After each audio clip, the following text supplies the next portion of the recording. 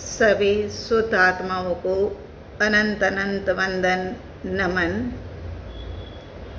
जे स्वरूप समझा विना पाम्यो दुख अनंत, समझाव्यो ते पद नमो श्री सद्गुरु भगवन।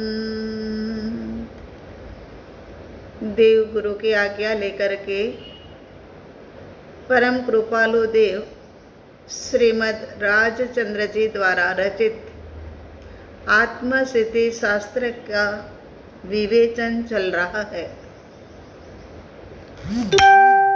गत कई दिनों से हमारे इन गाथाओं के ऊपर वाचना हो रही है। 6 प्रश्न आत्मसिद्धि के अंदर में मुख्य तौर पे 6 पद के प्रश्न है, ऐसा कहा जाता है और इनका बहुत ही महत्व है। यही सारभूत है 6 प्रश्न जो समस्त शास्त्रों का सार है। अरिहंत परमात्मा देशना देते हैं, उसी के अंदर में भी यही सार समझाते हैं जो वर्तमान समय के अंदर हमें परम कृपालु देव के माध्यम से मिला। आहा, पुण्यवानी तो देखो, कैसी पुण्यवानी भरत क्षेत्र के अंदर में बैठे हैं, लेकिन महाविद्य क्षेत्र के अंदर में अरिहंत परमात्मा जो देशना देते हैं, उसी का सार हमें यहीं बैठे बैठे मिल रहा है।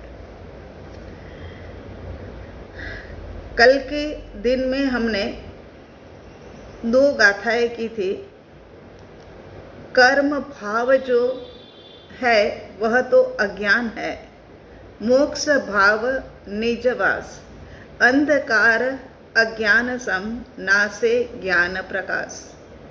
मैंने यही समझाया था कि अज्ञानता जो है ना, वो तो अंधकार के समान है और ज्ञान जो है वो प्रकाश के समान है। जैसे अंधकार के अंदर में कुछ भी सूझता नहीं है, कहाँ पर रास्ता है, कहाँ पर वस्तु है, कहाँ पर क्या है, पूरी तरह से हमें जागृति उसके अंदर में नहीं रहती है, क्योंकि अंधेरा है। जागृति तो हो लेकिन अंधेरा है, इसी कारण से। तो यहाँ पर भी क्या हुआ है कि जो अज्ञान रूपी अंधकार है ना, उस कारण से हमें जड़ और चेतन, असंख्यात आत्म प्रदेश, अनंत गुण, ये सब बातें जो है ना, अनुभव में नहीं आ रही है, जानने में नहीं आ रही है। कम से कम जानने में आए तब भी लगे, लेकिन अज्ञानता रूपी अंधकार के अंदर में सालों सालों से नहीं, जन्मों जन्मों से पड़े हैं। और जैसे ही ज्ञान का प्रकाश होगा तो ये अंधकार चाहे सालों साल का होगा, जुग जुग का होगा, लेकिन फिर भी एक छोटा सा दिया जला लेने से ये अंधकार चला जाता है और प्रकाश फैल जाता है। इसी प्रकार से यहाँ आत्मज्ञान रूपी ज्योत यदि जलाई जाएगी तो वो ज्ञान के माध्यम से सब पता लग जाएगा कि मेरा स्वरूप क्या है। ये जो दिख रहा हूँ वह मैं हूँ, या जो भीतर के अंदर में अनंत गुणों के अंदर में विद्यमान है वो मैं हूँ। ये एक आत्मज्ञान की छोटा सा दीपक जला दो, बस उसमें सारा पता लग जाने वाला है। ये बात करी थी। दूसरी बात ये थी कि जे जे कारण बंधना तेह बंधनो पंथ, ते कारण छेदक दशा मोक्ष पंथ भवन। जिस जिस कारण से हमने बंध किया है वो ही बंध से उल्टे चलो, ऐसे ऐसे करते हुए यहाँ पर रस्सी लगा रहे थे। अब ये रस्सी को खोलना है तो रस्सी को खोलने के लिए उल्टा चलना पड़ेगा। उल्टा ऐसे ऐसे करके ये जो हमारा रस्सी है उसको खोलने के लिए उल्टा चल करेंगे, तभी जा करके ये रस्सी खुलेगी, बंधन हटेगा। तो यहाँ पर भी यही कह रहे हैं कि जो कारण है ना उसको हटाओ। ये चतुर्गति के कारण कौन से है? चारों गति में भटक रहे हैं, और कारण भी अब तो हमें पता लग गया है, क्योंकि पीछे पीछे के स्वाध्याय के अंदर हमने चारों गतियों के कारण बताए। पंचम गति का कारण भी अभी कुछ दिन पहले ही बताया। तो अब निर्णय तो हमें करना है। हमारे हाथ के अंदर में पूरी बाजी हाथ में है। जो 13 पत्ते हैं ना, वो 13 पत्ते को कैसे खेलना, बुद्धुओं की तरह खेलना या समझपूर्वक खेलना, वो अपने हाथ में है। तो यहाँ पर कहते हैं कि ये जो कारण है ना उसका छेदन भेदन करने की जरूरत है। नरक में क्यों जाना पड़ रहा है उसके कारण फटाफट निकाल करके पढ़ लो जब तक याद नहीं रहता है। तिर्यंच गति में क्यों जाना पड़ रहा है उसके कारण इसमें से निकाल करके सुन लो, पढ़ लो, जो भी मतलब, और उन कारणों को दूर करो, ताकि क्या है कि ये भव परंपरा हमारी जो है ना वो टल जाए। उसके बाद में हम भेद ज्ञान की महिमा के ऊपर आए थे, क्योंकि अब इस वक्त हम जो मतलब सुन रहे हैं ना उसमें पूरी जागृति पूर्वक सुन करके एक मोक्ष का उपाय, बहुत बड़ी उपलब्धि प्राप्त करने के लिए जा रहे हैं। ये कोई छोटी मोटी उपलब्धि नहीं है, ये कोई छोटा मोटा काम नहीं है, ये बहुत बड़ी उपलब्धि है। तो ये जब उपलब्धि प्राप्त करने जा रहे हैं तो हमें पूरी जागृति से, क्योंकि जो मतलब हमें उपलब्धि दिलाने वाला होने वो बहुत गहरा होता है, वो बहुत सूक्ष्म होता है, वो बहुत कठिन होता है, क्योंकि पूर्व में कभी किया नहीं है। कठिन तो ज्ञानियों को पूछो, कठिन है क्या? वो कहेंगे नहीं, कठिन वाली तो कोई बात ही नहीं है इसमें तो आनंद ही आनंद है, मौज ही मौज है। अपने स्वघर के अंदर में आना, उसमें कठिनता कहाँ? लेकिन गए नहीं ने आजकल तक, अभी तक कभी गए ही नहीं अपने घर के अंदर में, भटकते रहे, ये मेरा घर, वो मेरा घर। जैसे हमने आपको वो शराबी की बात बताई थी ना, हर जगह पर घूम भर घर के सामने खड़ा है और घर के लोग पे कह भी रहे हैं। पत्नी भाग करके नीचे उतर करके आई कि आप आओ, ये अपना ही घर है। नहीं, मुझे मेरे घर पर जाना है। मेरी पत्नी तुम्हारे जैसी ही पत्नी है मेरी, मगर मुझे मेरे घर पहुंचा दो। माँ आती है कि बेटे घर पर आ जा, ये तेरा ही घर है, हम तेरी ही माँ हैं, ये तेरी ही पत्नी है, तू आ जा, जल्दी से आ जा। तो कहता है नहीं, तुम्हारे जैसी ही मेरी भी माँ है, मगर मुझे मेरे घर पहुंचा दो, ये मेरा घर नहीं है। क्योंकि शराब में धुत हुआ है, मूर्ख बना हुआ है, पागल बना हुआ है। बच्चे आते हैं बेचारे कि पापा आओ, हम आपका हाथ पकड़ लेते हैं, आप आ जाओ, ये आपका ही घर है, हम आपके ही बच्चे हैं। नहीं, मेरे बच्चे हैं ना तुम्हारे जैसे ही है, मगर मुझे मेरे बच्चों तक पहुंचा दो, मेरी बीबी तक पहुंचा दो, मेरे घर तक। और जगत को तो ऐसे में ही जलसा आ जाता है ना। यहाँ तो कहाँ किसी को न्योता देना पड़ता है कि आओ। सब जगह से लोग आकर के खड़े हो गए और हंस रहे हैं कि ये कितना पागल हो गया है, देखो। क्योंकि पी रखी थी ना, हमने भी तो अनंत काल से पी ही रखी है, पी करके रखी है ना मिथ्यात्व की शराब। इसी कारण से हम भी भटक रहे हैं। और सारी भीड़ के अंदर में लोग इकट्ठे हो गए। फिर एक समझदार व्यक्ति कोई आया, कोई बैलगाड़ी लेकर के निकल रहा था, उसने कहा कि चलो मैं तुम्हारे को है ना तुम्हारे घर पहुंचा देता हूँ, चलो बैठो तुम इसके अंदर में बैठो। और ये तो इतना खुश हो गया शराबी तो, बस तुम मेरे भगवान हो, तुम्हारे कारण से अब मुझे मेरा घर मिलेगा, मेरी बीबी, मेरे बच्चे, मेरी माँ सब है, अब मुझे घर तक पहुंचा दोगे तो बस मैं तुम्हारा उपकार कभी भी नहीं भूलूंगा। और बैठ गया। अब ये जो सज्जन था उसने किया क्या, बैलगाड़ी में पीछे बिठा करके 4 घंटे तक इधर इधर उधर उधर सब जगह चक्कर लगवाया, और 4 घंटे के बाद फिर वो जो थे ना उनके शराबी के घर के पास लेकर के आया, और वो समय पर कहता है रुको रुको रुको रुको, मेरा घर आ गया। क्योंकि शराबी को पता था कि जब तक ये शराबी का नशा नहीं उतरेगा ना, तब तक इनको समझ में आने वाली बात नहीं है। इनको समझाने से नहीं समझेंगे।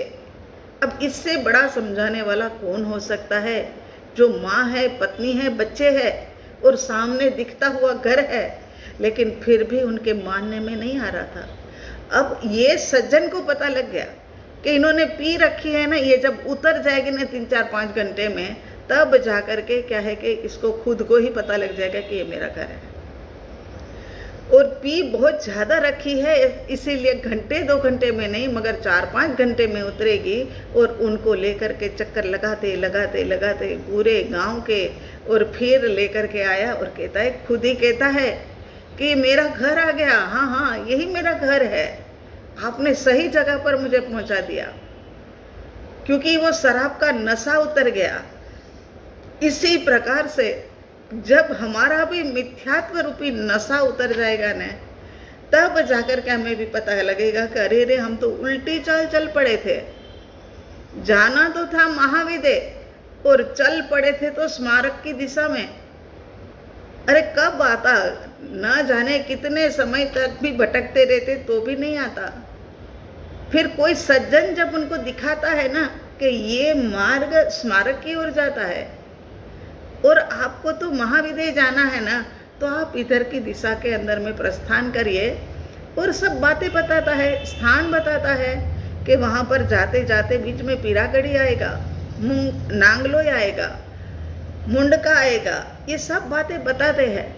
इसी प्रकार से यहाँ पर भी जब सद्गुरु भगवंत अपना नशा उतारने के अंदर में लगे हुए हैं ना, तब सब बातें आएगी। वेद ज्ञान करने की बात आएगी, कर्म के क्षयोपशम की बात आएगी, और अविरति वगैरह का त्याग करने की बात आएगी, सद्गुरु भगवान के प्रति की श्रद्धा और समर्पणता की बात आएगी।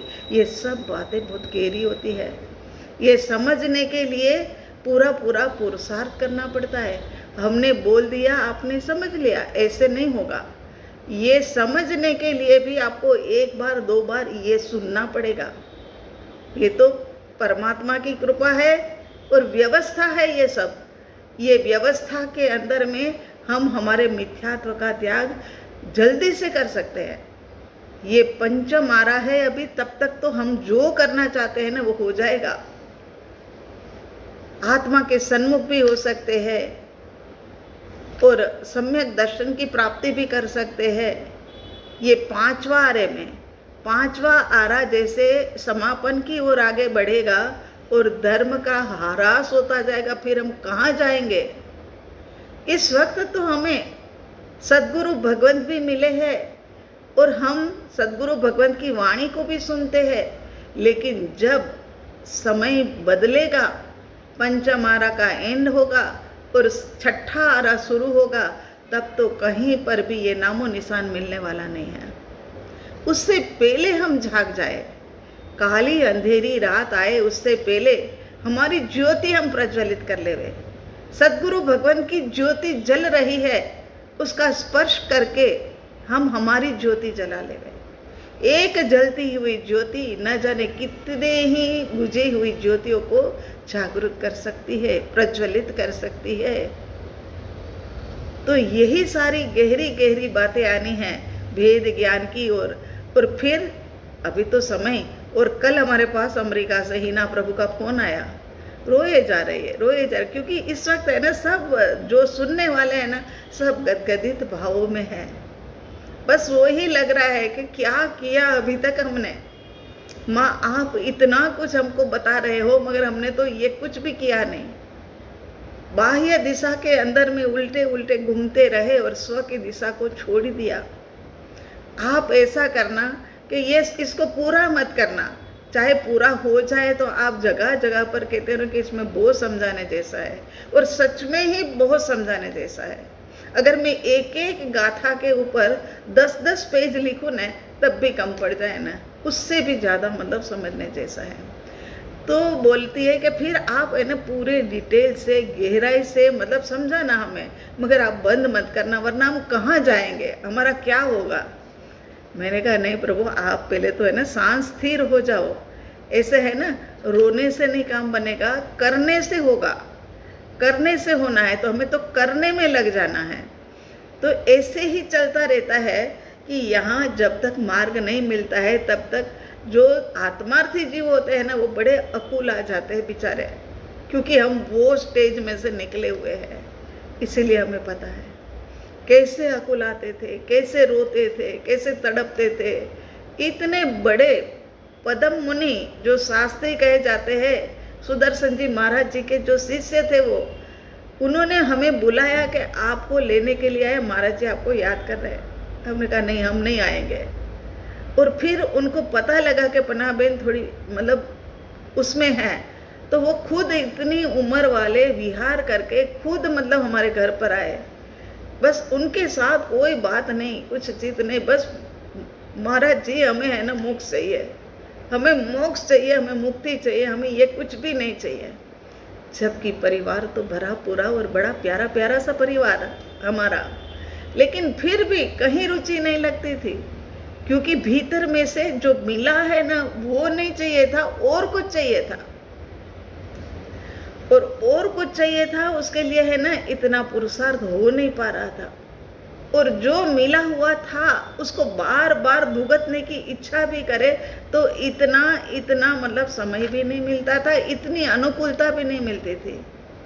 आप सब बड़े भाग्यशाली हो, आपको सब प्रकार की अनुकूलताएं मिली है, तो ये गहरी गहरी बातें भी समझ लो। तो यहाँ पर हमने कल क्या देखा था कि पर के कर्तापने का अनादिकाल से चला आ रहा अध्यास, पर का कर्तापना माने देह का कर्तापना बारंबार भेद ज्ञान से ही छूटेगा। जो पर का कर्तापने का अनादिकाल से जो एक अभ्यास हो गया है ना, वो तो भेद ज्ञान, कब भेद ज्ञान करे, बार बार भेद ज्ञान करे, समय समय पर भेद ज्ञान करे, अभी सुनने के समय पर भी भेद ज्ञान करे, हम बोलने के समय पर भी भेद ज्ञान करे, हमारी दृष्टि बोलने के समय पर भी त्रिकाली ध्रुव के ऊपर हो, आपकी सुनने के समय पर भी आपके कान से सुन रहे हो मगर आपकी दृष्टि भीतर के अंदर में ये त्रिकाली ध्रुव के ऊपर हो। भेद ज्ञान करने से पर के साथ में एकता, बुद्धि जो है ना वो एकत्व टूटेगा, पर की रुचि छूटेगी और स्वरूप लक्ष्य की स्थिरता, सम्यक दर्शन परिपक्व होगा। इसलिए भटकना छोड़, हे जीव तू भटकना छोड़ और भेद ज्ञान के अभ्यास से चैतन्य के अंदर में तू रम जा, तू उसी के अंदर में रम जा। भेद ज्ञान की प्रक्रिया से सबसे प्रथम बुद्धिपूर्वक का प्रयास शुरू होता है। पहले तो बुद्धिपूर्वक ही समझना पड़ेगा। प्रयास का अर्थ स्वयं खुद जानने वाला है। ऐसे गायक का गायकपने का अभ्यास कि मैं खुद ही इसमें कोई कुछ कल ही ना प्रभु बार बार कह रहे, बस माँ प्रभु आप करवा दो, आप किसी भी तरह से करवा दो। लेकिन ये करवाने का विषय नहीं है, ये करने का विषय ही है। कोई मार्ग बता सकता है कि महाविद्य यहाँ से यहाँ जाया जाता है, मगर कोई आपके साथ में चल नहीं पड़ता है। तो इसी प्रकार से यहाँ पर कहते स्वयं से स्वयं को जानने वाला है। ऐसे गायक का गायक से अभ्यास। हर्ष शोक के प्रसंग में अंतर निरीक्षण करे और अंतर निरीक्षण करते हुए स्पष्ट समझ में आता है कि स्वयं के ज्ञान में कुछ भी बढ़ और घट नहीं हुई। जो भी समय अच्छा बुरा संयोग वियोग जो भी आया, मगर मेरे आत्मा के आत्म प्रदेशों में से एक भी आत्म प्रदेश कम नहीं हुआ, या मेरे अनंत गुणों के अंदर में एक भी गुण बढ़ भी नहीं गया। जो जैसा था ऐसा ही। इस प्रकार भेद ज्ञान के अभ्यास से ही समझ आता है कि पर द्रव्य मेरे ऊपर कुछ भी प्रभाव दुष्प्रभाव नहीं डालता। पर द्रव्य सच में ही पर ने मेरा कुछ भी बुरा नहीं किया है, पर ने मेरा बुरा नहीं किया है। ये तो पर के साथ में हम एकत्व कर बैठे ना, इसी कारण से ये बुरा हुआ। जैसे कार्मण वर्गणा के पुद्गल तो यहाँ हर जगह पर भरे पड़े हैं, मगर वो हमारा कुछ भी बिगाड़ता नहीं है। जब हम विभाव दशा में जाएंगे, जब हम क्रोध मान माया में जाएंगे, जब हम राग और द्वेष के अंदर में जाएंगे, तब जा करके वो परमाणु पुद्गल आकर के हमें चिपकेंगे। और ऐसा नहीं है कि वो बुरे वाले परमाणु पुद्गल ही, अरे हो सकता है हम वितरागपना के लिए किसी को सलाह देवे, हो सकता है कि क्षमा, सत्य, त्याग, वैराग्य इत्यादि का सेवन करें, वो समय पर वो परमाणु पुद्गल भी आ जाते हैं। इसीलिए कहा जाता है ना कि सोच अपनी जो है ना वो हमेशा पॉजिटिव रखो। किसी के बारे में जरा सी भी कोई बात 19-20 आ जाती है ना, तुरंत उसको निकालो। नहीं नहीं, ये मेरा स्वरूप नहीं है, ये मेरा स्वभाव नहीं है। मैं शुद्ध आत्मा, वो शुद्ध आत्मा, सभी शुद्ध आत्मा है। बीच की पर्यायों में उलझना क्यों? तो जिस प्रकार के भाव करते हैं ना, उसी प्रकार के परमाणु पुद्गल आ जाते हैं। तो ये पर जो है, उस पर ने हमारा कुछ भी बिगाड़ा नहीं है। ये बिगाड़ा तो हमने ही अपने आप से है। भेद ज्ञान का अभ्यास स्वसन्मुखता के सहज पुरुषार्थ से उत्पन्न होता है। ये क्या है कि अभ्यास करते करते, भेद ज्ञान का अभ्यास करते करते स्वसन्मुख हो जाएंगे कि हाँ बस यही मैं। अब उनकी गहराई में उतरो, मेरे भीतर में ही है। ऐसा जब हमारी समझ में आएगा, तब हमारा पुरुषार्थ शुरू हो जाएगा। बस स्वसन्मुख तो हो जाओ, संस्कारों को तो दृढ़ करो। भेद ज्ञान की अपूर्व महिमा है। जैसे कि चंदन के जंगल में बहुत से सर्प वृक्ष को लिपटे हुए होते हैं, लेकिन जैसे ही मयूर आता है, सब भागम भाग करने लग जाते हैं, इधर उधर होने को लग जाते हैं। इसी प्रकार भेद ज्ञान रूपी मयूर आता है तो राग द्वेष आदि विभाव जो भी है ना दशा, वो सर्प विभाव रूप सर्प की दशा जैसी है ना, वो सारे के सारे भागम भाग करने लग जाते हैं। राग रूपी सर्प, द्वेष रूपी सर्प, विभाव रूपी सर्प जो है, वो सब भागने लग जाते हैं। वेद ज्ञान की जागृति बढ़ती जाती है। विभाव दशा जो है, इस प्रकार विभाव दशा का भी उसमें विचार, भेद ज्ञान की स्थिति में विभाव से भी हमने भेद ज्ञान करना है कि ये मेरा स्वभाव नहीं है। तो यहाँ पर क्या कहते हैं, विभाव का भी विलय हो जाता है। भेद ज्ञान की जागृति जब भीतर में आ जाती है, तब इस प्रकार भेद ज्ञान मोक्ष का अनन्य कारण है। और ऐसे अनन्य कारण को तो पकड़ करके रखना है हमें, समय समय पर भेद ज्ञान जो भी है सब कुछ ऋणानुबंध के कारण से है। मैं आत्मा हूँ और सभी जीव मात्र भी आत्मा ही है। कोयले की कालीमा निकालने के लिए, कोयला काला होता है ना, उसको कितने ही साबुन से और कितने ही पानी से रगड़ के धो न, तो भी वो कालीमा हटती नहीं है। उसकी कालीमा हटाने का तो एक ही उपाय है कि उसको अग्नि में डाल दिया जाए। अग्नि में जब डाल देंगे तो फिर जाकर के ये कालीमा हट जाएगी। इसी प्रकार से जीव की रागादि कालीमा हटाने के लिए एकमात्र उपाय, ध्यान से सुनना, एकमात्र उपाय, चित्त को भेद ज्ञान रूपी अग्नि के अंदर में डाल दो। हर समय चित्त उसी अग्नि के अंदर में लगा रहे, ताकि जो भी संस्कार भीतर में पड़े हुए हैं ना, वो सारे स्वाहा होने लग जाए। और कालीमा जो है ना, कोयले की कालीमा थी, वो जैसे जल करके राख हो गई। वो राख कैसी होती है? राख तो सफ़ेद होती है।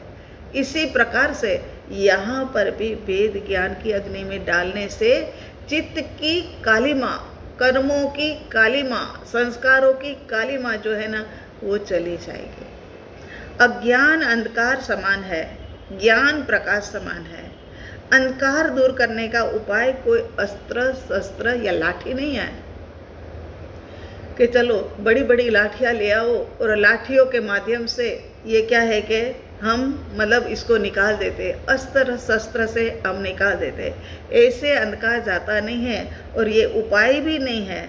यदि दिन है तो खिड़कियां खोल दो, दरवाजे खोल दो, पर्दे खोल दो, सब कुछ खोल दो और वो खोल दो। और रात्रि है तो एक दिया जला लो। जैसे प्रकाश से अंधकार दूर होता है, वैसे ही ज्ञान से अज्ञान भी दूर हो जाता है। अज्ञान में कोई भी वस्तु दिखती नहीं, वैसे ही अज्ञान अंधकार के कारण जड़ चेतन की भिन्नता अनुभव में भी आती नहीं है। अज्ञान रूपी अंधकार है ना भीतर में, इसीलिए ये जड़ और चेतन जो है ना, उनकी भिन्नता का हमें पता नहीं लग रहा है। पूरी तरह से भिन्न है। आत्मा के एक एक गुणों की बात करें तो एक एक गुण में आहा निकलता जाएगा, ऐसी उनकी महिमा है। तो यहाँ अज्ञान अंधकार के कारण से जड़ और चेतन की भिन्नता अनुभव में नहीं आती है, लेकिन ज्ञान प्रकाश होते ही आत्मा सर्व पर संयोगों से अलग हमें लगता है, भासता है, दिखता है, अनुभव में आता है। क्या होता है कि जैसे ही ज्ञान प्रकाश आत्मा के अंदर में हो जाता है कि सर्व संयोग हमारे से अलग अलग हमें भासने लगता है, माने अनुभव में आने लगता है। निर्मल ज्ञान ज्योति प्रज्वलित होने से अज्ञान रूपी अंधकार नष्ट हो जाता है। एक निर्मल ज्ञान तो निर्मल है, आत्मज्ञान तो निर्मल ही है। ऐसा आत्मज्ञान कि निर्मल ज्योति प्रज्वलित होने से अंधकार, चाहे अनादि का अंधकार क्यों ना हो, अंधकार जितना पुराना हो इतना प्रकाश ज्यादा लाने की जरूरत नहीं है और अंधकार को भगाने की भी जरूरत नहीं है। वो बात हम बताते थे ना आपको सास बहू की, कि सास कह करके गई कि भाई अंधकार को अंधेरा होने मत देना। तो जैसे ही अंधेरा होने लग गया वो सोचती अब मैं क्या करूं। वो बड़ा सा मतलब क्या हम लोग तो बोलते थे, वो लेकर के और लाठी लेकर के उसको भगाने में लग गई।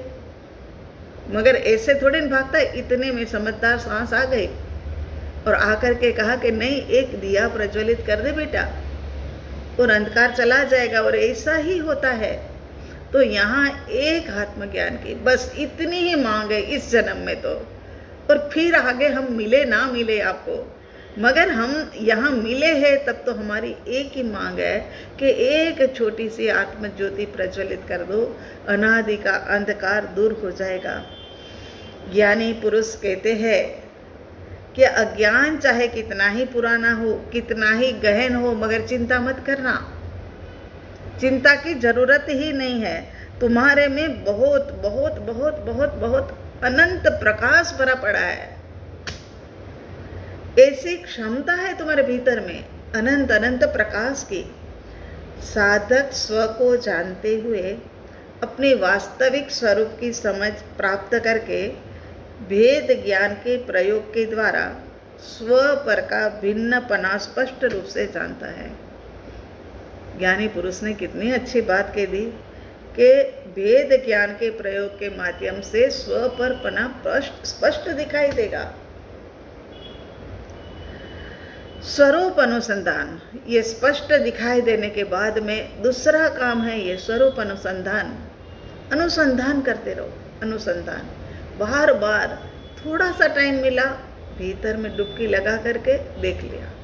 जैसे होता है ना, सालों सालों बाद शादी के हो गए थे, उसके बाद में बच्चा हुआ है, वो पलने के अंदर में सोया है, माँ भीतर में किचन में काम कर रही है ना, वो काम करते करते भी 10-10 मिनट में जरा मुंह देख करके आएगी कि बेटा ठीक तो है ना, बेटा उठ तो नहीं गया है ना।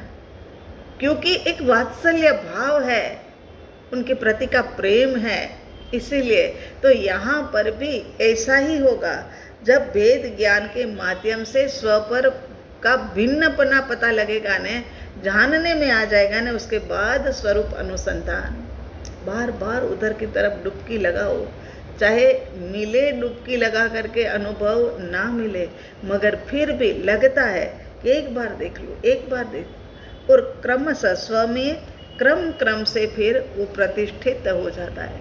थोड़ा थोड़ा थोड़ा थोड़ा थोड़ा थोड़ा करते करते, समय समय दो समय, पल दो पल, क्षण दो क्षण, मिनट करते करते ये फिर उसमें प्रतिष्ठित हो जाता है कि वो आत्म ज्योत जो है ना वो प्रज्वलित हो जाती है और उसके अंदर में सारा संसार का स्वरूप अनुभव में आता है। वो समय पर अनंत गुणों की महिमा आती है, अनंत गुणों की अनंत पर्याय वो सब अनुभव में आती है। ज्ञान वह जीव का प्रधान गुण है। ज्ञान वह भवसागर से पार करने की एक नौका है। आत्मज्ञान, सब जगह आत्मज्ञान लगाते जाना। आत्मज्ञान वह जीव का प्रधान गुण है। आत्मज्ञान वह भवसागर से पार करने के लिए एक नौका है। ज्ञान आत्मज्ञान वह मिथ्यात्व रूपी महा अंधकार का नाश करने वाला एक महान प्रकाश है। वाचा ज्ञान, शास्त्र ज्ञान, ये सब तो अज्ञान है। ज्ञान स्वभावी आत्मा में बस वास करता, वही परमार्थ दृष्टि से ज्ञान है। वही ज्ञान कहा जाएगा। चाहे कितना ही जान लो, कितना ही समझ लो, कितना ही सुन लो, मगर भीतर की ज्योति प्रज्वलित नहीं होती है, आत्म ज्योति प्रज्वलित नहीं होती है, तब तक हमारा काम बनता नहीं है। उसके बाद में क्या कहते हैं कि स्वानुभव तक पहुंचने के लिए शुरू में अनुभवियों के वचन सुने। माने ज्ञानी पुरुष क्या है, हमें सलाह दे रहे हैं। सदगुरु भगवंत को लग रहा है कि कहीं भटक ना जाए, इसीलिए कहते हैं, एक एडवाइस देते हैं कि स्वानुभव तक पहुंचने के लिए शुरू में अनुभवियों के वचन को सुनो। जैसे कि भारत के बाहर कभी पैर ना रखा हो, तब भी अमेरिका होकर जो आए हो, तो उन व्यक्ति के पास जाते हैं, उनकी बात सुनते हैं, उनके पास प्रवास की नोंद हो तो वो लेकर के पढ़ लेते हैं। अमेरिका के वाहन व्यवहार, अमेरिका के लोग, अमेरिका का जीवन, अमेरिका की जीवन पद्धति, और इसके अलावा जो जो ज्ञान होता है ना, वो सारा ज्ञान पहले पा लेता है अमेरिका जाने से पहले, है ना। तो यहाँ इसी प्रकार से शास्त्रों के द्वारा जगत के जड़ और चेतन, शास्त्रों के द्वारा जगत के जड़ चेतन द्रव्य, परिस्थितियाँ और भावों के विषय में ज्ञानियों से पहले साधना मार्ग पूछ लो। ज्ञानी पुरुष से पहले साधना मार्ग पूछ लो, और पूछने के बाद उनके अनुभवों का लाभ लो। उनका अनुभव, उनको जो हुआ है ना, उसको उनका लाभ प्राप्त कर सकते हैं। वो प्राप्त करके जीव अजीव की सच्ची पहचान, अपने स्वरूप का यथार्थ ज्ञान होता है। स्वभाव दशा में वह ज्ञान उपयोगी और सहायभूत भी हमें अवश्य होता है। ज्ञानियों के अनुभव की बात, उनसे सुनो, उनको समझो। कैसे पाया? संसार के अंदर में रह करके, गृहस्थ आश्रम के अंदर में रह करके, बाल बच्चों का निर्वाह करते हुए, बड़े बुढ़ों की सेवा करते हुए, समकक्षियों के साथ में समान व्यवहार करते करते कैसे पाया? तो ऐसे व्यक्ति के पास जाकर के ये अपना आश्चर्य प्रकट करो, और आश्चर्य प्रकट करके उनसे सुनो, और सुन करके फिर अपने जीवन के अंदर में अप्लाई भी करो। तो यहाँ क्या कहते हैं कि अंधकार चाहे कितने ही सालों का पुराना हो, लेकिन प्रकाश आते ही तत्क्षण वो दूर हो जाता है। इसी प्रकार अनादि का अंधकार आत्मज्ञान होते ही तत्क्षण दूर हो जाने वाला है। फिर दूसरी क्षण लगने वाली नहीं, तत्क्षण, वही क्षण पर ये दूर हो जाने वाला है। अब अपन गाथा नंबर 99 के ऊपर आते हैं। एक एक गाथा इतनी प्यारी है, इतनी अच्छी है। ये देखो ना, पीछे भी जो अभी आएगी, राग द्वेष अज्ञान है, ये भी सब गाथा है। तो इतनी, तो 99 नंबर की गाथा, गत गाथा में परम कृपालु देव कहते हैं कि कर्म भाव अज्ञान है, मोक्ष भाव निज भाव। कर्मकृत अवस्था में, कर्मों की अवस्था में भावों को जोड़ना वह बंध भाव है, और ज्ञान स्वभाव के अंदर में उपयोग को जोड़ना,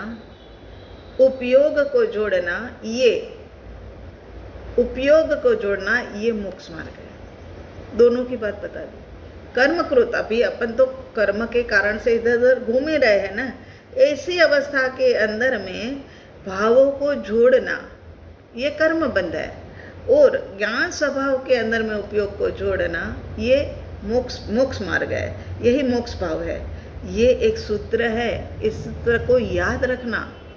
जैसे हमने 37 नंबर का पत्रांक किया था ना, उसमें से कुछ सार वाक्य, 9 वाक्य हमने निकाले थे, और सुवाक्य की तरह लिख करके सबने अपने अपने घरों के अंदर में लगाना था। याद है ना? लगाया है ना? कि धूल मिट्टी लग गई तो निकाल दिया, मगर धूल मिट्टी लगने ही ना दो, क्योंकि हमारी शर्त थी कि वो जो आप चार्ट बनाओगे उनको बड़ा सुंदर तरीके से डेकोरेट करके, और उसके बाद में फिर रोज पढ़ना है, ताकि याद रहे कि क्या कहना चाहते हैं। तो यहाँ पर भी ये भी जो है ना एक सूत्र है कि कर्मकृत अवस्था में भावों को जोड़ना वह बंध भाव है, और ज्ञान स्वरूप के अंदर में उपयोग को जोड़ना वह मोक्ष मार्ग है।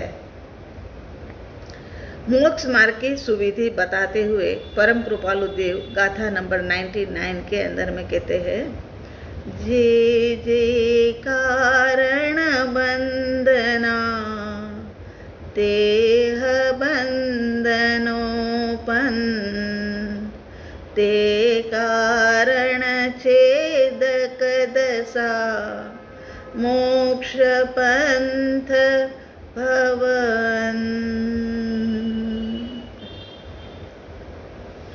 अब क्या कह रहे हैं कि ते कारण छेदक दशा मोक्ष पंथ भव अंत। कर्म के कारण से बंध मार्ग है, जैसे जैसे कर्म करते जाएंगे वैसे वैसे बंद होता जाएगा कर्मों का। उसी कारण से संसार परिभ्रमण है। इसीलिए स्पष्ट होता है कि बंध के कारणों का छेदन भेदन किया जाए। जो हमें परेशान करने वाली चीज हो वो हमारे घर पर बार बार आती जाती रहे, तो फिर हम तुरंत उनको हटा देते हैं ना। तो इसी प्रकार से यहाँ कहते हैं कि अनंत काल का संसार का परिभ्रमण है, वो कर्म के कारण से है। तो कर्म के बंध के कारणों का छेदन भेदन किया जाए, और वही आत्मा की दशा और वही मोक्ष मार्ग है। कर्मों के बंधन के कारणों को छेदन भेदन करो। कारणों को जब तक छेदन भेदन नहीं करेंगे ना, तब तक कार्य होता ही रहेगा। माने संसार निवृत्ति का कारण, संसार जो है वह निवृत्ति का कारण है, भव के अंत का उपाय है। न्याय का नियम है कि कार्य का कारण जो होगा वही कारण से कार्य होता है। कारण के बिना कभी भी कार्य नहीं होता। पेट में भूख लगी है इसीलिए खाना बनता है, कार्य होता है। सुबह के समय पर चाय लिए बिना सुस्ती उड़ेगी नहीं, इसी कारण से क्या है कि सुबह चाय बनती है, कारण है, क्योंकि ये सुस्ती भगानी है। इसे कार्य क्या होता है? चाय बनाना। वस्त्र की आवश्यकता है, इसी कारण से बाहर के अंदर में वस्त्र खरीदने जाते, वो कार्य करते हैं।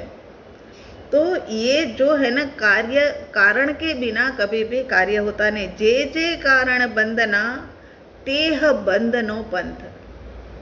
तो यहाँ कारण से ही कार्य होता है, उससे विपरीत कारण के सेवन से मोक्ष रूप कार्य होता है। उससे विपरीत जो संसार बढ़ाने वाला है ना, उससे विपरीत का सेवन किया जाए तो मोक्ष रूप कार्य होता है। जो मतलब उदाहरण के साथ समझे कि जिस भाव के कारण से बंध होता है उससे मोक्ष कभी भी नहीं होता। जिस भाव के कारण से कर्मों का बंध होता है ना, उससे कभी भी मोक्ष नहीं होता। उदाहरण के तौर पर नमक की आवश्यकता है, वहाँ नमक ही डालो। उसके अंदर में नींबू डालने से नमक कम जो है वो ठीक नहीं हो सकता। और जिसमें नींबू की आवश्यकता है, खट्टा करने की आवश्यकता है, तो उसके अंदर में खट्टा ही डालो। उसके अंदर में 2-4 चम्मच मिर्ची डाल देने से नहीं होता है। तो इसी प्रकार से रस्सी जो बंधी है अनंत काल से कर्मों की, वो कर्मों की रस्सी बंधी है और बंधती जा भी रही है। उससे उल्टा चलेंगे तो ये रस्सी खुलती जाएगी। ते कारण छेदक दशा मोक्ष पंथ। और कैसा मोक्ष पंथ? तो भव का अंत कर देने वाला। बस भव भ्रमण की थकान है। जब थकान लगेगी ना तब काम होगा। वही बात है ना कि बच्चा जब तक खेलता रहता है, बाहर में खेलता रहता है, माँ कितनी बार बुलाती है कि चल बेटे आजा, खाने का टाइम हो गया है। अरे माँ अभी मैं आ रहा हूँ। उसके बाद कहती है कि अब आजा, अब तुझे बहुत भूख लगी होगी, नहीं आएगा। अब शाम हो गई है, अब सोने का टाइम हो गया है, तू आजा। तो जब बच्चे को भूख लगेगी या जब बच्चा थकेगा तब जाकर के वो अंदर में आता है। इसी प्रकार से हमारा भी क्या होगा कि हमें जब थकान लगेगी या भूख और प्यास लगेगी मोक्ष के लिए, तब जाकर के हम अंदर आएंगे। तब तक तो अभी बाहर के अंदर में ही पड़े हुए हैं। गाथा नंबर 92 में शिष्य ने मोक्ष के अविरोध उपाय के विषय में जो शंका रखे थे, उसका समाधान गुरुदेव ने यहाँ 99 से लेकर के 104 द्वारा करते हैं, कर ही रहे हैं। अभी भी वही सब बातें चल रही है।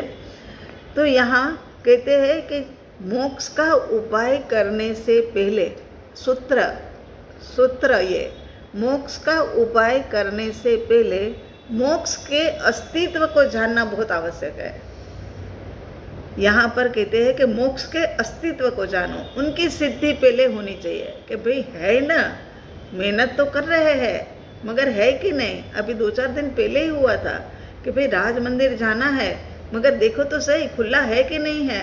खुला है तभी तो जाए ना। तो इसी प्रकार से यहाँ पर मोक्ष का उपाय करने से पहले मोक्ष के अस्तित्व की सिद्धि करनी चाहिए कि हाँ मोक्ष है ना। वो तो हमने 5वें के अंदर में कर लिया कि हाँ मोक्ष है। यहाँ किसी को भी कर्म के विषय में प्रश्न होता है कि किए हुए कर्म का भुगतान किए बिना मुक्ति नहीं। ये भगवान महावीर स्वामी जी का सूत्र है कि किए हुए कर्म के बिना मुक्ति नहीं मिलती। यदि कर्म का भुगतान करना ही है तो फिर ज्ञानादि से नया क्या हुआ। अगर कर्म का भुगतान ही करना है तो ये आत्मज्ञान के लिए इतना पुरुषार्थ किया, तो उससे हमें लाभ क्या हुआ। बहुत अच्छी बात है। ये प्रश्न भी बड़ा अच्छा है कि भाई हमें लाभ तो कुछ हो कि भाई इतना दिन रात माँ ने भेद ज्ञान करवाया। भेद ज्ञान क्या, स्व से सन्मुख हुए, स्व से सन्मुखता साधी, फिर कहा कि राग द्वेष वगैरह कम करो, वो कम कर दिया, शांत और स्थिर हो जाओ, वो हो गए। तो फिर अब इतना करने के बाद भी कर्म तो सारे भुगतान करने ही पड़ेंगे, ऐसी ही बात है। तो फिर आत्मज्ञान का फायदा क्या हुआ। यहाँ कहते हैं कि आत्मज्ञानादि ना होता तब भी क्रमशः कर्म का भुगतान तो होना ही था। तो आत्मज्ञान हो तब भी कर्म का भुगतान करना, कर्म भुगत कर खत्म करना ही है। तो फिर लाभ का कोई कुछ ऐसा दिखता नहीं है। तो यहाँ समाधान, बहुत अच्छी बात पूछी गई है कि इसका समाधान इस प्रकार है, सभी कर्मों को भुगतान करके कर्म खपाना हो तब तो कोई भी जीव मोक्ष के अंदर में जा ही नहीं सकता था। तब नहीं जा सकता कि खत्म करो और नए बांधो, खत्म करो और नए बांधो, ऐसा हो जाएगा। क्योंकि यहाँ तो कहते श्वासों श्वास में भी पाप है, तुम बोलो तो भी पाप है, तुम चलो तो भी पाप है। ये मिथ्या दर्शन के लिए है। मिथ्यात्वी जीव होते हैं ना, उनको एक मिथ्यात्वी जीव चलता है और एक सम्यक दृष्टि जीव चलता है। दोनों की एक समान क्रिया हो रही है, साथ साथ में ही चल रहे हैं। मगर मिथ्यात्वी को चलने का पाप लग रहा है और समकीर्ति जीव जो है ना उनको चलने का पुण्य या कर्म की निर्जरा हो रही है। तो यहाँ पर कहते हैं कि भवों की परंपरा चलती ही रहेगी और कोई मोक्ष चाह भी नहीं सकेगा, और देवादि भव तो करने ही पड़ेंगे फिर। तो ये सिद्ध होता है कि आत्मज्ञान का फायदा हमें मिलना चाहिए था, वो नहीं मिला। तो यहाँ कहते नहीं, ऐसा नहीं है। विपाक अविपाक रूप कर्म जो भुगतान के बिना क्षय हो सकता है, कर्म क्षय करने के लिए ज्ञान आदि साधन जो है वो अमोघ साधन अपने पास है। तो यहाँ क्या किया कि हमने आपको पीछे अभी कुछ दिन पहले सविपाक निर्जरा और अविपाक निर्जरा ये बताया था। सविपाक निर्जरा जो है ना वो क्या होता है कि मतलब तप जप माला सामायिक प्रतिक्रमण इत्यादि के माध्यम से सविपाक निर्जरा हो जाती है। लेकिन अविपाक निर्जरा वो सब कुछ करते करते आत्म आराधना साधना करनी, आत्म आराधना साधना करके अविपाक निर्जरा करनी। माने अब ये जो है ना फल देने वाले नहीं है। अब जो अविपाक निर्जरा है ना वो हमें जन्म जन्मांतर का फल नहीं देगी, लेकिन सविपाक निर्जरा जो है ना वो हमें मतलब अच्छी अच्छी गतियों में भेजेगी, मगर फिर भी जन्म और मृत्यु तो चलता ही रहेगा। जन्म और मृत्यु तो चलता रहेगा, लेकिन वो फिर भव भी बढ़ता ही जाएगा। न जाने कब जाकर के कौन से कर्म का उदय आ जाए, हम विषम भाव में चले जाए, समता में नहीं रह पाए, तो तब जाकर के क्या है कि कर्म के नए नए बंध हो जाते हैं। इसीलिए सविपाक निर्जरा में ऐसा नहीं होता है कि एकदम से सारे कर्म हट जाए, लेकिन अविपाक निर्जरा उन्हीं को होती है जिनको आत्मज्ञान होता है। उनकी अब निर्जरा होता ही है ना, वो अब पाक देने वाली नहीं है। अब है ना फसल सारी खत्म हो रही है उनकी कर्मों की, और निरस हो गई है। ऐसे निरस मतलब बीज सारे हो गए हैं कि वो अब हमें मतलब आगे जा कर के पल्लवित तो होने वाला नहीं है, जन्म जन्मांतर मिलने वाला नहीं है। ये बात यहाँ समझाई गई है। तो यहाँ कहते हैं परम कृपालु देव अपने पत्रांक 493 के अंदर में लिखते हैं कि यदि कर्म बंद होते ही रहे, ऐसा हो तो उनकी निवृत्ति किसी भी काल में संभव नहीं है। क्योंकि कर्म होता रहे, उसके साथ में नए बंधते भी तो रहे। कुछ कर्म तो हमारे ऐसे होते हैं कि चाहे हम गृहस्थी में कितनी ही जागृति से रहे तब भी कर्म बंध है, चाहे हम गृहस्थी छोड़ करके साधु बन जाए ना तब भी कुछ कर्म तो हमें लगते ही रहते हैं। उसके लिए सबसे पहले अविपाक निर्जरा, और अविपाक निर्जरा करने के लिए सबसे पहले सम्यक दर्शन प्राप्त हो सके तो हुए। तो यहाँ के क्या कह रहे हैं कि यदि कर्म बंद होते रहे, ऐसा होता तो निवृत्ति किसी भी काल के अंदर में संभव नहीं थी। लेकिन कर्म बंद से विपरीत स्वभाव वाले ऐसे ज्ञान दर्शन चारित्र वैराग्य भक्ति आदि साधन प्रत्यक्ष है, इनके माध्यम से हो सकता है। ये है ना आत्म ज्योति प्रज्वलित करेगी, और प्रज्वलित होते ही ये जो फसल थी न कर्मों की फसल वो सारी गिरने लग जाएगी, सारी की सारी निर्जरित होने लग जाएगी। तो यदि जीव नए कर्म बांधता रहे, पुराना भुगतता रहे, तो यह तो एंडलेस दौड़ हो जाएगी। यहाँ तो इसका कभी एंड ही नहीं होगा। लेकिन बंध के कारण से विरुद्ध प्रकार के भावों का सेवन करने से कर्म बंध का निरोध हो सकता है। यहाँ क्या कहते हैं कि जिससे कर्म का बंध है उससे विरुद्ध में चलो। जहाँ जहाँ जो जो कर्म का बंध कराने वाले हैं उनसे विपरीत चलो। अशांति और अस्थिरता कर्म बंध का कारण है, तो शांत और स्थिर हो जाओ। राग और द्वेष जो है वो कर्म बंध का कारण है, तो प्रेम और क्षमा बांटते चलो। जहाँ जहाँ पर राग और द्वेष, क्योंकि ये मत समझना कि राग द्वेष गए तो फिर ज्ञानी तो जो है ना वो शुष्क हो गए। अरे नहीं, उनके अंदर में तो प्रेम के पुष्प इतने खिल गए, क्षमा के फूल इतने खिल गए कि जिनके कारण से उनका हृदय तो प्रत्येक जीव मात्र के लिए करुणा से भर जाता है। वरुण प्रभु अगर सुन रहे हो तो ये प्रश्न आपने पूछा था ने, क्योंकि राग और द्वेष जहां खाली होता है वहां जगह तो भरनी है ना। वो जगह भर दी, जो जगह खाली हुई थी वो भर दी, वो प्रेम और क्षमा ने। प्रेम और क्षमा सबके साथ में क्षमा करते जाओ, माने लेट को करते जाओ, प्रेम करते जाओ, माने एडजस्टमेंट करते जाओ। वो ही तो महाविद्या का सूत्र है, एडजस्टमेंट और लेट गो। बस यही जीवन का 2 सूत्र है और महाविद्या के मुमुक्षुओं का भी ये सूत्र है। तो यहाँ यही कह रहे हैं कि ये तो एंडलेस दौड़ हो जाएगी, लेकिन बंध के कारण से विरुद्ध प्रकार के भावों का सेवन करने से बंध का निरोध हो जाता है, बंध आना रुक जाता है। वह मोक्ष प्राप्ति के उपाय इस तरह से है और यही तो मोक्ष का साधन है। शांति, अनंत शांति का उद्गम हो गया, अनंत स्थिरता का स्वामी हो गया, अनंत प्रेम का मैं बांटने वाला हो गया, सब जीवों के लिए क्षमा का देने वाला हो गया। ये ऐसे बड़े बड़े समता समत्व भाव उसी के अंदर में रमण करने वाला हो गया। अरे उनका जीवन तो निराला हो जाता है, वो कोई रुष्क और शुष्क नहीं हो जाता है। उनके भीतर में तो इतने भीगे भीगे भाव रहते हैं प्रत्येक जीव मात्र के लिए। तो एक बार अब हम जो ये सम्यक ज्ञान, सम्यक दर्शन, सम्यक चारित्र, सम्यक वैराग्य और सम्यक भक्ति क्या है ना, उसकी 2-2 लाइन में समझ लेते हैं।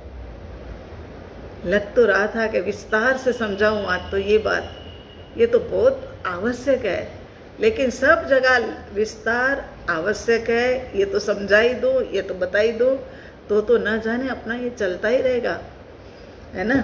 तो यहाँ सम्यक ज्ञान, दर्शन, चारित्र, वैराग्य और भक्ति, उसको थोड़ा सा विस्तार से समझने के लिए ज्ञान माने स्व पर का विवेक।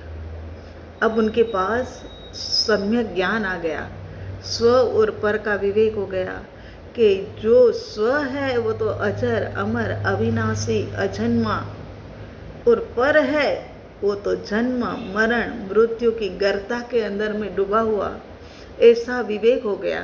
भेद ज्ञान, सद्गुरु भगवंत और सत्शास्त्र के माध्यम से आत्मा को स्वरूपी जानना, देहादि आदि पर भावों को पर भाव के रूप में जानना।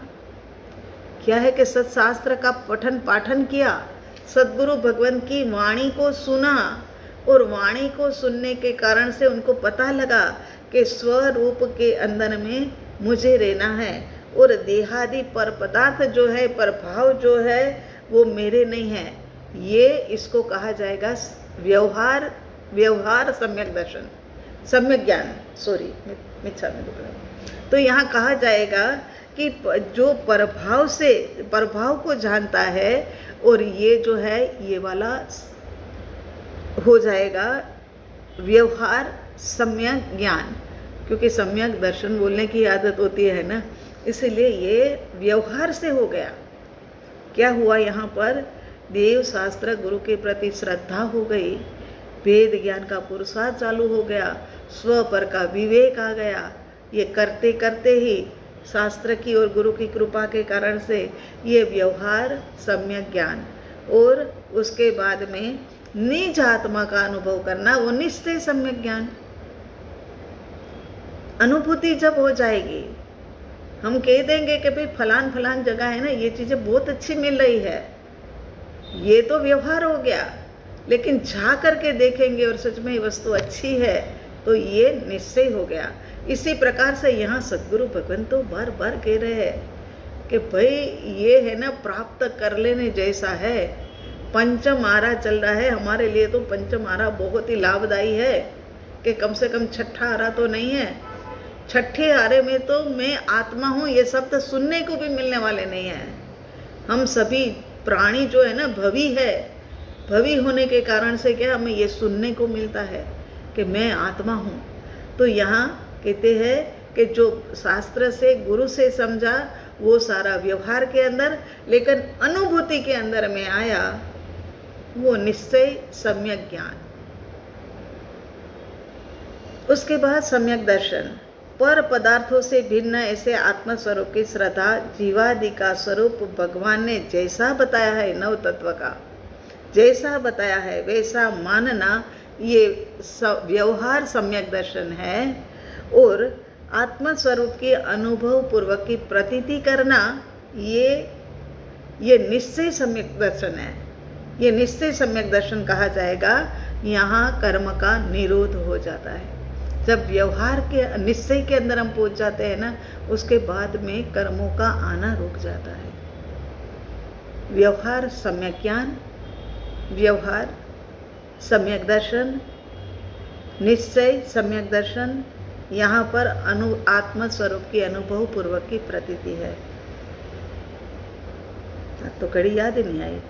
सम्यक चारित्र माने आत्म स्वरूप के अंदर में स्थिरता। हिंसा आदि पांचों पापों का त्याग वह व्यवहार सम्यक चारित्र है, और आत्म स्वरूप के अंदर में स्थिर होना वह निश्चय सम्यक चारित्र है। कर्म बंध यहाँ भी रुक जाता है। उसके बाद में आया वैराग्य, माने आसक्ति रहितपना। अब इतनी आसक्ति नहीं रही। पहले तो होता था, ये भी ले आए, वो भी ले आए, ऐसे भी कर ले, वैसे भी कर ले, मगर ऐसी आसक्ति नहीं। आसक्ति रहितपना, संसार, देह और भोग के पदार्थ के प्रति अनासक्त बुद्धि, वही वैराग्य। समझ पूर्वक बोध से राग भाव का अभाव करना, राग भाव का अभाव करना, यही वैराग्य। वैराग्य से चित्त बाहर से अंतर्मुखी दशा में आता है। अनासक्ति के कारण नए कर्म का बंध होता नहीं है, चाहे वो सम्यक दृष्टि चक्रवर्ती भी क्यों ना हो। सम्यक दर्शन की प्राप्ति के बाद में ऐसी दशा हो जाती कि मेरा कुछ भी नहीं है, सोने का ढेर भी पड़ा हो तो भी मेरा नहीं है, ऐसी अनासक्त दशा। उसके बाद आता है अंतिम पांचवा वाला आता है परमात्मा भक्ति। परमात्मा और सद्गुरु के गुणों की सही पहचान पूर्वक अनुराग करना वह भक्ति है। सही पहचान पूर्वक अनुराग करना देव गुरु के, और वह भक्ति है। सत्पुरुष के उपकारों का चिंतन मनन करते उनके प्रति भक्ति जगाना स्वाभाविक है, क्योंकि जो हमारे को बहुत कुछ मतलब अनंत दुख का कारण मिटा रहा है, उनके प्रति तो हमारी भक्ति जगेगी, वो तो स्वाभाविक ही है ना। ज्ञानी पुरुष का आश्रय करने से, भक्ति मार्ग आराधन करने से ज्ञान लाभ की प्राप्ति होती है। ज्ञानी की आज्ञा का आराधन करने से उत्कृष्ट भावों में रमणता आती है और कर्म बंध रुकता है। कर्म बंध के कारणों से विपरीत स्वभाव वाले यह 5 भावों का सेवन करने से कर्म आना बंद होता है या रुक जाता है, और क्रमशः मोक्ष की प्राप्ति होती है। सम्यक ज्ञान, सम्यक दर्शन, सम्यक चारित्र, सम्यक वैराग्य, सम्यक भक्ति, ये पांचों चीज जिनके जीवन के अंदर में आती है, उनका जीवन है ना, वो निराला हो जाता है, और वो मोक्ष मार्ग की तरफ क्रमशः आगे बढ़ना शुरू हो जाता है। धागे के अंदर में गांठ लग गई हो, वो गांठ लगी है, उसको सुलझाने के लिए उसको उल्टा पुल्टा करते हैं तो आंटी छूट जाती है। अंगुली के अंदर में भी हमने अभी दृष्टांत दिया, इसी प्रकार से खोलनी है तो उसको उल्टा घुमाओ। कारण से बंधा है, वो कारण से विपरीत चलेगा, उससे विपरीत चलेगा तो जीव अवश्य छूटेगा। यही मोक्ष का उपाय है। कर्म बंध के कारण 5 है। हे सुजान शिष्य, तू ये समझ, ये बात को अपनी गहराई के अंदर में ले जा। ये वाली बात यहाँ पर बताते हैं। समय तो शुरू करने के बाद फटाफट भागता है और 5 बज गए हैं। कल की गाथा भी बहुत ही अच्छी है। राग द्वेष अज्ञान ये मुख्य कर्म निग्रंथ, बड़ी प्यारी लाइन है। थाय निवृत्ति जेहति तेज मोक्ष मोक्ष नो पंथ। अब कल अपन देखेंगे। चलो आज यहाँ पर ही विराम करते हैं। सुअवसर आने पर फिर से शुरू करेंगे इसको। सर्वमंगल मांगल्यम सर्वकल्याण कारणम प्रधानम सर्वधर्मानां जैनम जयति शासनम जैनम जयति शासनम। ओम शांति शांति शांति। प्रभु सबका मंगल करना, सबका भला, सबका कल्याण करना। प्रभु सबको साथा देना। बस यही अंतःकरण की प्रार्थना स्वीकार करना। ओम हरिहर।